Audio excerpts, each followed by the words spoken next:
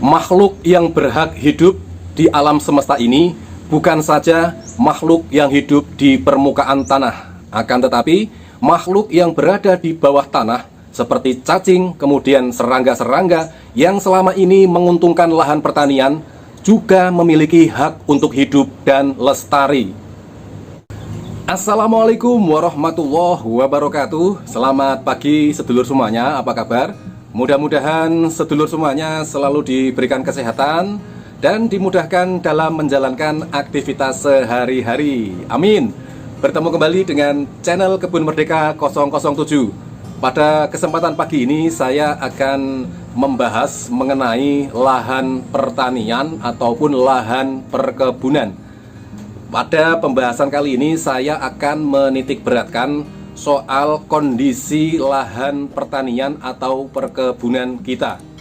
Teman-teman, para petani kita terutama di Indonesia ya, kebiasaan petani kita ini kurang memperhatikan hal-hal yang sangat mendasar, hal-hal yang sangat prinsip, yaitu mengenai bagaimana kita seharusnya meremajakan tanah, mengolah lahan supaya subur kembali. Teman-teman, kebiasaan petani kita ini seringkali hanya menggunakan pupuk non-organik atau pupuk sintetis ya teman-teman. Nah, pemakaian pupuk kimia atau pupuk sintetis ini ke lahan pertanian maupun lahan perkebunan secara terus-menerus akan mengakibatkan tanah semakin tidak subur alias mengalami degradasi, mengalami kekurangan nutrisi di dalamnya karena tidak pernah diremajakan, tidak pernah diolah lahan, sehingga hasil pertanian kita makin hari makin lama makin berkurang. Nah, tentu saja ini sangat memprihatinkan teman-teman ya. Kita sebagai petani muda, sebagai petani milenial seharusnya sudah mulai memikirkan hal ini. Bagaimana supaya kita menjaga tanah ini, menjaga lahan pertanian ini menjadi produktif kembali, menjadi subur kembali. Seringkali ketika saya bertemu dengan para petani ketika saya sedang berkunjung ke kebun atau ke pekarangan rumah saya berbincang-bincang dengan para petani bahwa seringkali saya mengasih masukan ya, memberikan masukan bahwa pentingnya olah lahan, pentingnya meremajakan lahan pertanian dengan cara memberikan nutrisi. Ambil saja ketika kita tidak mau repot-repot, tidak mau susah-susah, sebenarnya ada cara yang mudah ya teman-teman. Cara ini mudah dan simple. Nah, kita bisa memanfaatkan limbah dapur seperti sisa-sisa sayuran, kemudian sisa buah-buahan. Daripada kita buang secara percuma, kita buang di lingkungan rumah kita, sehingga ini bisa mengakibatkan pencemaran ya, karena akan banyak sekali lalat-lalat, kemudian binatang-binatang yang tidak kita inginkan. Alangkah baiknya bahan-bahan organik atau sisa-sisa bahan dapur ini kita tebar di lahan persawahan maupun lahan perkebunan. Ini cara yang paling mudah, ini cara paling mudah bagi orang yang malas mengolah lahan lebih dalam ya teman-teman ya.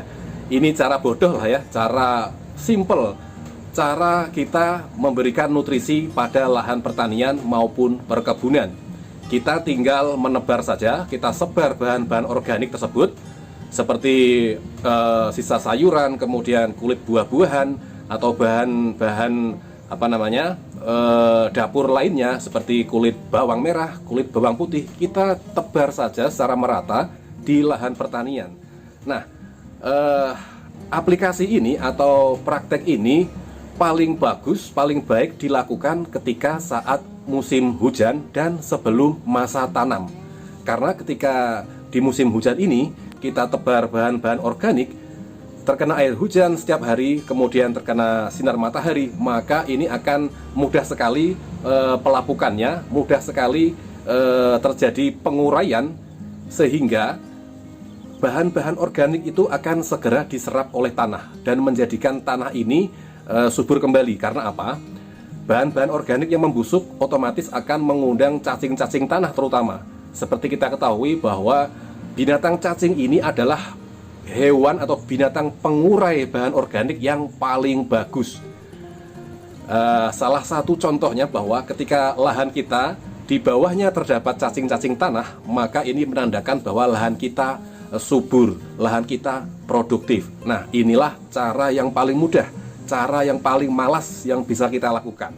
Selama ini kita ini teman-teman ya, mendapati anggapan yang keliru.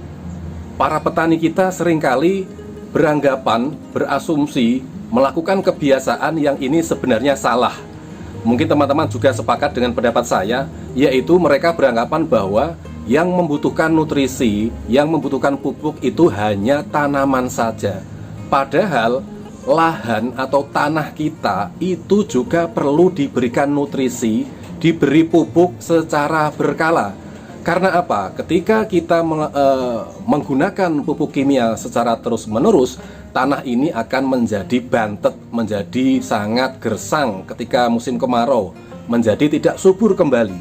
Nah, cara pemupukan atau pemberian nutrisi yang paling bagus bagi tanah kita, bagi kesuburan lahan kita adalah dengan memberikan bahan-bahan organik, bahan-bahan yang tersedia banyak sekali di lingkungan kita. Nah, inilah cara yang paling tepat.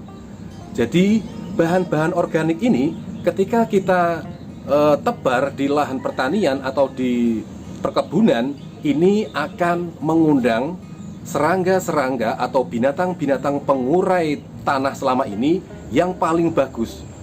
Contohnya adalah cacing. Nah, cacing ini sangat menyukai bahan organik. Inilah faktor utama binatang cacing yang menjadikan tanah kita subur kembali. Demikianlah teman-teman pembahasan mengenai lahan pertanian kita yang perlu kita olah kembali, kita suburkan kembali dengan memberikan nutrisi dari bahan-bahan organik. Teman-teman, catatan dari saya bahwa makhluk hidup yang hidup di dunia ini tidak hanya yang ada di permukaan tanah. Nah, makhluk hidup juga terdapat di bawah permukaan tanah, seperti cacing, kemudian serangga-serangga pengurai yang menguntungkan bagi lahan pertanian kita. Nah, mereka memiliki hak untuk hidup, mereka memiliki hak untuk lestari dengan cara kita memberikan makanan, memberikan nutrisi seperti apa yang sudah saya sampaikan. Terima kasih teman-teman sudah menyaksikan video kali ini.